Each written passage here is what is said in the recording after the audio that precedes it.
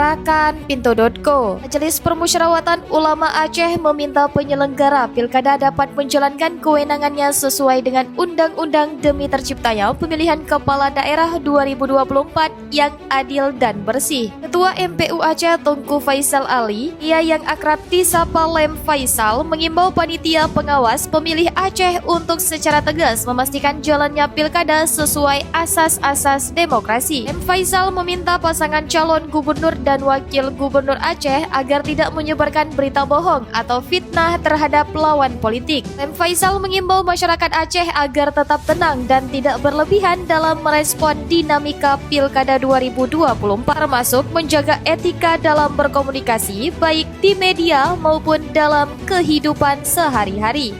Mau tahu berita terupdate tentang Aceh? Baca berita selengkapnya di Pintu.co.